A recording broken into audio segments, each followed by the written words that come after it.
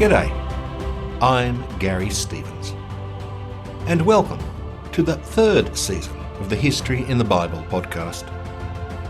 In this final season, I explore how the Jews and the Christians constructed new religions when they were sent spinning into the void after the destruction of the temple.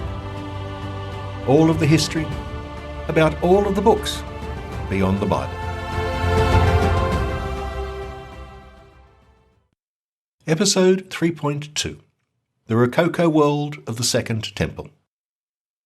In the last episode, I presented our sources for the history of early Christianity and rabbinical Judaism, the heirs of Abraham.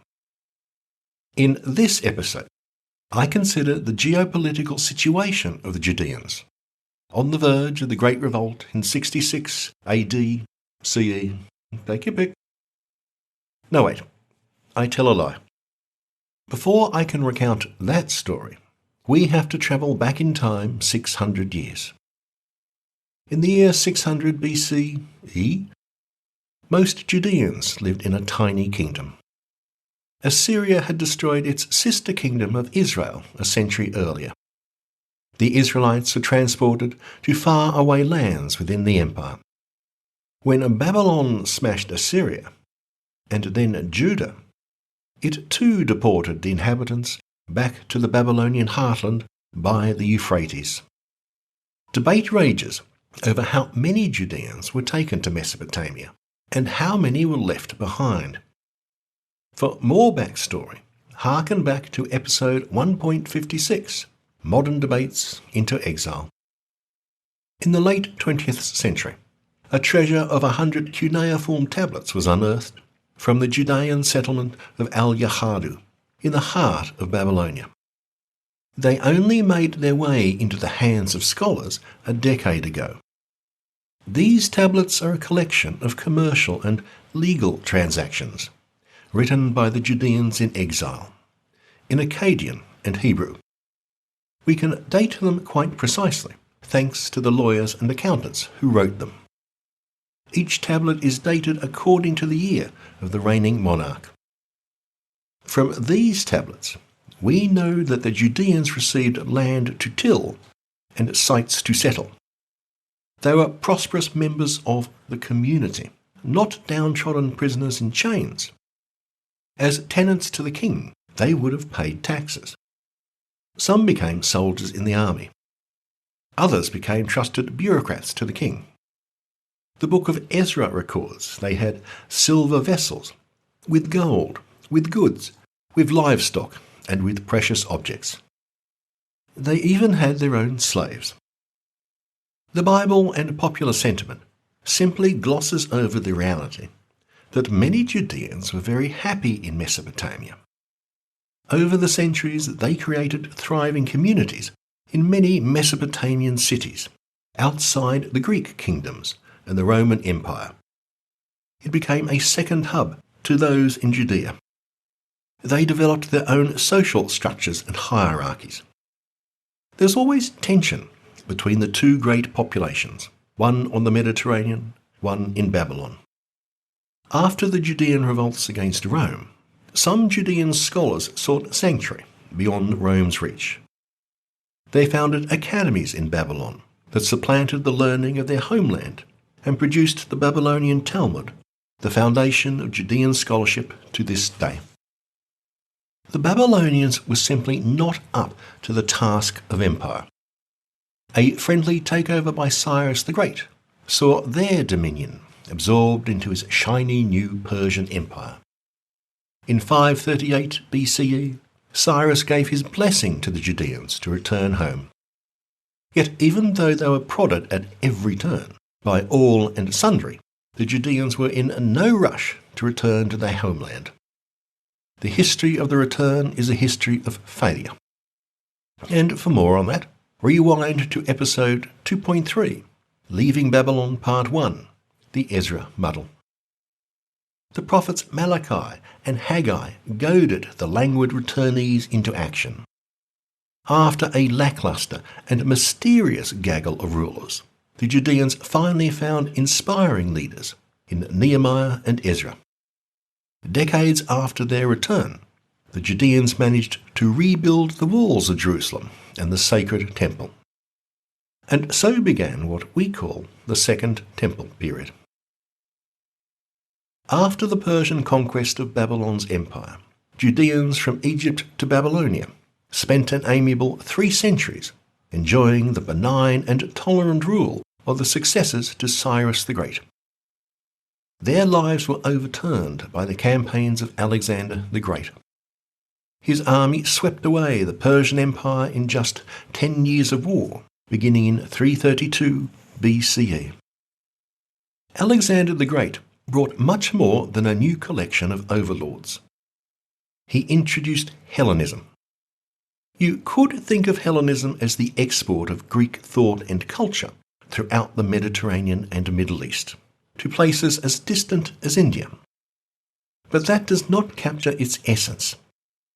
A better way of thinking of Hellenism is as a set of social and cultural structures that happened to be invented in Greece first.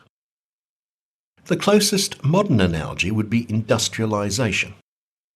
For whatever reasons, the technologies of the Industrial Revolution and the economic structures that supported them developed in Britain first. But there is nothing inherently British about them. Hellenism began with Alexander the Great. He and his generals were Macedonian, not Greek, but they had adopted the Greek language and Greek culture. Alexander wanted to unite all the many peoples of his empire not just with force, but with culture and language.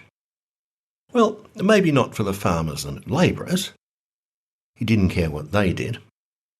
His aim was to construct an imperial elite upper class, where ethnicity was irrelevant. Over all their multitude of cultures and languages, Alexander wanted to drape a Greek blanket that would embrace them all in its comfy coziness. This was a radical idea. Alexander kicked off the process by establishing Greek-speaking cities wherever he went. He filled them with his army veterans. Now, that was no novelty to the Greeks. The merchant seafaring classes of Greece had dotted the western Mediterranean coast with colonies for centuries. By the time of Alexander, they had cities spattered from Spain and France to Italy and Sicily. The Greek city or polis was a town of a few thousand people, together with the surrounding farmland and villages. The members of the polis constituted its demos, which is Greek for people. Those who could vote, adult men, were known as the ecclesia or assembly. Christians later adopted that word for their own organisations. At the physical heart of the polis was an agora, a public meeting place and market. Nearby there might be a theatre.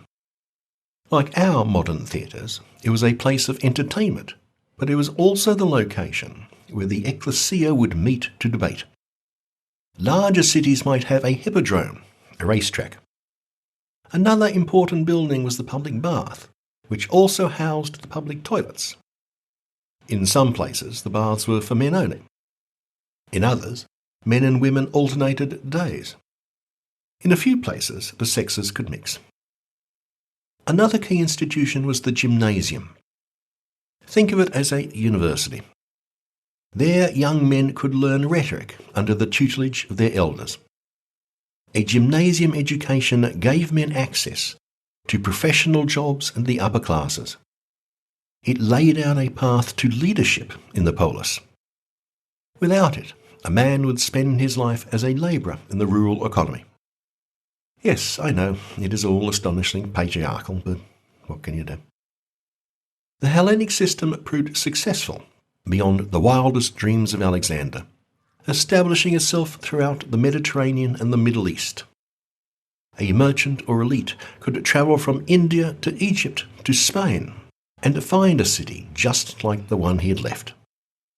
A city that spoke Greek and boasted Greek institutions. Alexander's realm was carved up between his generals after his death. These generals and their successors spent the next 40 years at war. two realms were sliced out of the Middle East. The general Seleucus established a kingdom centred on old Babylonia and Syria, marching from India to Turkey. The general Ptolemy cemented himself in Egypt, his northernmost possession the tiny province of Judea. For the first time since the Persian conquest centuries earlier, the global population of Judeans found themselves split between two sparring polities. The Babylonian Judeans were subject to Seleucus. Their Mediterranean brethren lived under Ptolemy. Now, both polities were culturally Hellenic, of course, but, recreating the geopolitics of centuries past, the two kingdoms jostled for supremacy. And as it had been before, a prime battleground between the power to the north and the power to the south was the Levant and Little Judea. Judeans had a long and storied history with Egypt. The Old Testament testifies to an ancient and ambivalent relationship between the inhabitants of Canaan and the southern power. Abraham and his son Isaac had no hesitation in bopping down to the ever-fertile land of the Nile when their own country was afflicted with drought and famine. This culminated with Isaac's son Jacob. The man later known as Israel transplanted his entire family to Egypt, thanks to the good graces of Jacob's son Joseph, he of the many-coloured coat. The Ptolemies replaced the ancient capital of Egypt at Memphis with the brand new city of Alexandria, one of many towns that the Great had so modestly named after himself. The first Judean inhabitants of Ptolemy's shiny new metropolis were reluctant prisoners. Successive waves of immigrants from Judea to the city show that the reign of the Ptolemies was liberal and inviting. The Judean newcomers quickly permeated all strata of Alexandrian life. Many served as mercenaries in the armies of Egypt. They were recognised as a self-governing ethnic community, or ethnos, like their Greek neighbours. Both were granted privileges and a social status superior to that of the native Egyptians. The Judeans were allocated one of the city's 5 quadrants, the Delta Quadrant. Where have I heard that expression before? The Judeans established a Bet Din, or house of judgment, to pronounce on religious matters. The best guess we have is that 15% of Alexandria's population were Judeans. The many Judeans in Egypt embraced the Greek tongue. Just 2 generations after Alexander had brought the Greek language to Egypt, most Alexandrian Judeans had lost a working knowledge of Hebrew. They could not understand their own scriptures.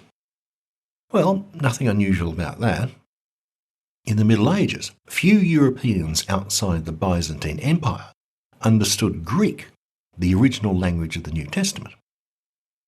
All the evidence we have is that Judeans living outside their homeland barely knew Hebrew.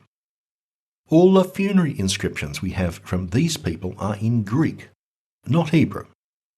Hebrew was the liturgical language of the priests, as Latin was for so long in the Catholic Church. Even inside Judea, Greek was the language of the literate, although Aramaic was the common tongue. Even Judean catacomb texts in Judea are invariably in Greek. And much of the Judean religious literature of the time was written in Greek. The story goes that King Ptolemy II Philadelphus, son of the dynasty's founder, petitioned scholars in Judea for a Greek translation of the Hebrew scriptures. The result was the Septuagint, that version of the Tanakh or Old Testament, used by all Greek-speaking Judeans and the early Christians. If you want to refresh yourself about that, rewind to episode 2.3, the Ezra Muddle. Around 200 BCE, the Seleucid kingdom under King Antiochus III the Great wrested control of the Levant from its arch-rivals, the Ptolemies. The Seleucids brought a very different style of rule. The Ptolemies had it easy. They ruled a compact kingdom and a relatively homogeneous people. The Seleucids governed a sprawling polyglot polity and dozens of nationalities. Where the Ptolemies had left the Judeans to their own devices, the Seleucids demanded Greek governors. Where the Ptolemies ruled with a light touch, the Seleucids were heavy-handed. And there was Rome. The geopolitics of the Mediterranean had transformed since the Ptolemies first claimed Judea more than a century before. The Ptolemies never had to think of the far distant Rome. In their time, Rome was a small city in a barbarous place, engaged in a death struggle with Carthage in the western Mediterranean. By the time the Seleucids had seized Judea, Rome was no longer a middling city-state. Rome was now an exultant power, triumphant over Carthage.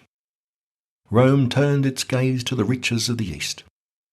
A few years after the Judeans found themselves under Seleucid jurisdiction, Roman expeditions into Asia Minor thoroughly slapped down Seleucid dreams of glory. From that point on, the Seleucids always looked over their shoulders to see what the new bullies on the block were doing.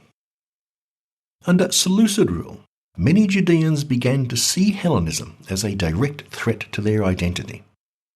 All the myriad details of Jewish life were becoming Hellenized, or so many Judeans felt.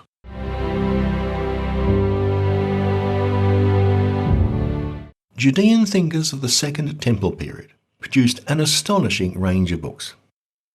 This was a great Jewish intellectual renaissance. Books of odes and songs and psalms and testaments. The Dead Sea Scrolls revealed to us just how popular these books were. These books abandoned the historical narrative of the books of Samuel and Kings and Chronicles and Joshua and Judges. They abandoned prophecy. With the Judeans safely in charge of Jerusalem and the Temple, the prophetic voice became redundant and the historical voice unnecessary. The story had ended just as the prophets said it would, with God in charge of Jerusalem. Writers were now free to turn to new forms of expression. The temple elites had the self-assurance to let them do so. That freedom allowed some very Rococo forms to blossom. Take the Book of Jubilees. Western scholars knew that as part of the Bible, used by Ethiopian Jews and Ethiopian Christians. They thought that the Ethiopian book was some Christian parody of Jewish thought. They were gobsmacked when 15 Hebrew manuscripts turned up in the Dead Sea Scrolls, in no less than 5 of the 12 caves in Qumran. To put that into perspective, the popularity of Jubilees in the Scrolls is exceeded only by 4 other books: Psalms, Deuteronomy, Isaiah, and Genesis. We know from the Dead Sea Scrolls that the original text was in Hebrew. Somewhere along the line, the work was translated into Greek and Latin, and from there into the Ethiopic language of Ge'ez. That language provides us with our only complete manuscript. You would think that this convoluted translation chain would end up in a complete mess. Remarkably, the Ethiopic text accords very well with the Hebrew fragments found in the Dead Sea Scrolls. The Book of Jubilees was a smash hit among Jews and Christians of the 1st century AD. Among Jews, it may have been the most popular book outside the books of Moses. Jubilees was widely cited by the Christian Church Fathers until the end of the Roman Empire. Alas, it disappeared from sight in the early Middle Ages. Jubilees presents itself as an alternative Torah and an alternative Bible. It junks the very structure of everyday Jewish life, the sacred calendar. The book creates a new divine entity, Satan. Much of the Book of Jubilees is a radical rewrite of the books of Genesis and Exodus. That's why Jubilees is sometimes called Little Genesis or Leptogenesis. Not only is it a rewrite of Genesis, but the book also claims a higher authority. None of the 5 books attributed to Moses ever state that Moses is the author. Only tradition decided on Mosaic authorship. The author of the Torah is anonymous. Jubilees explicitly says it was written by Moses, at the direction of an angel of the Lord. So, why settle for books written by some anonymous hack, when you can get the real truth from the man himself? After rewriting biblical history, Jubilees moves on to reconstruct the religious calendar and so the very structure of Jewish life. This book thinks big. Jubilee's grand idea is to ditch the traditional Jewish semi-lunar calendar. That calendar was inherited from the Babylonians. Its 12 lunar months slip behind astronomical reality by 10 or so days a year. After just 3 years, the calendar's official harvest day would be out of sync with agricultural facts by a full month. The traditional Jewish response adds an extra month into the calendar, 7 times in every 19 years, the so-called Metonic cycle. So easy to remember. Jubilees says that it is dangerous nonsense. Nonsense that can transform holy days into profane ones, and secular days into sacred. Jubilees is adamant that the proper year, the holy year, is 364 days long. That certainly fits the laws of physics better, if not perfectly. Jubilees would still have the Judeans lose 1¼ days each year. Why 364 days each year? Because that makes a neat 52 weeks of 7 days each. Those tidy weeks divide nicely into 4 quarters of 13 weeks, with some technical fiddling about organising the months. Jubilees constructs a calendar in which every year and every quarter of the year begins on a Wednesday. This is the day of creation, at least according to Jubilees.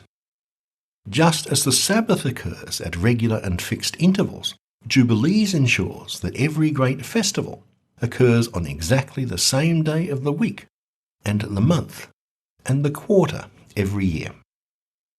Jubilees has invented a new Torah. It has fashioned a new calendar. It has one more great creation, Satan. In the Old Testament, Satan is God's faithful bureaucrat and prosecuting attorney. Satan is a civil servant who follows orders. He is not evil. He is not the prince of darkness. He commands no legions of devils. It is only in the book of Jubilees that we see the emergence of a character that we would have no hesitation in describing as Satan. Satan has been a long time coming. He is the fusion of several different motifs, floating around for ages. First of these motifs is that of the agent of chaos. Very old traditions from Mesopotamia talk of the ever-present threats of the deep-sea chaos monsters, who appear in the Bible as Leviathan and Behemoth. They battle the gods for supremacy. Although they may be defeated, they could rise again. In this motif, there is nothing evil about the monsters. They just are who they are. For more on Leviathan and Behemoth, hearken back to episode 1.5, The Names of God. Onto this was grafted a second motif, that of good against evil. The Mesopotamian morally neutral struggle of order against chaos was transmuted in the Jewish tradition into a battle of morally opposed powers.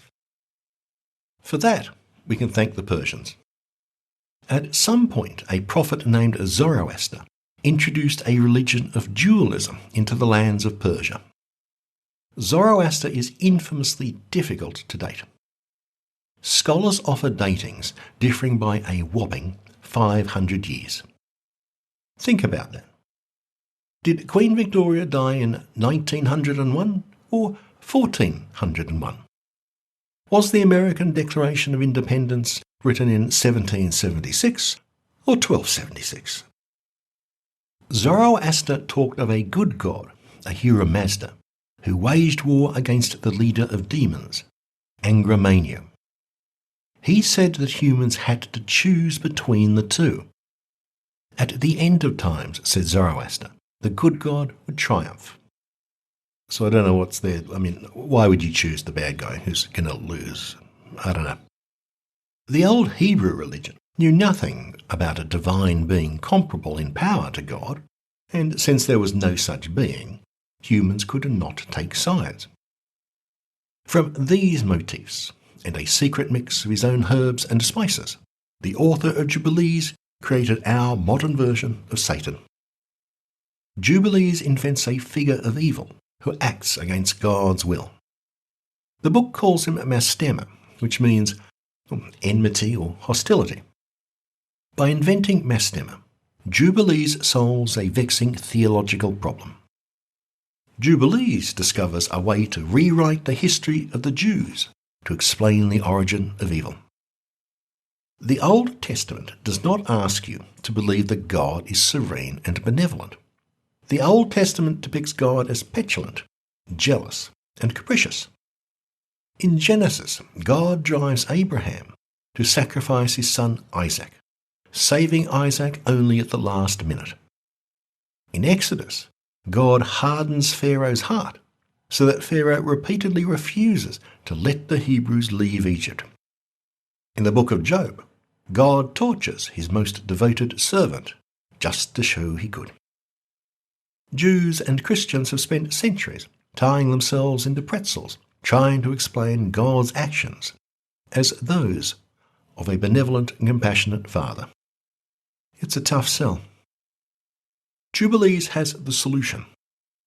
Jubilees does not believe that God would tempt the chosen people into wickedness, or that God would act in a way that was precipitate or high-handed or callous. Jubilees says that God is both great and good. The author invents Mastema as the source of all evil. God did not ask Abraham to kill his son. Mastema did. God did not harden Pharaoh's heart. Mastema did. And in an extra twist, Mastema is the head of, yes, a legion of demons. And so we have our modern conception of Satan, a figure whose power rivals God's, who is implacably opposed to God, the incarnation of moral evil, tempter of humanity, fallen angel, ruler of the dominions of demons. Not one of these ideas is in the Old Testament. Not one of them. They barely survived in later Kabbalistic Judaism, but they flourished in Christianity. In the next two shows, I explore the state of the Judeans and Christians just before the Great Revolt. Thanks for visiting. For show notes, maps, charts, and timelines, visit my website at www.historyinthebible.com. You can even download professional posters for free.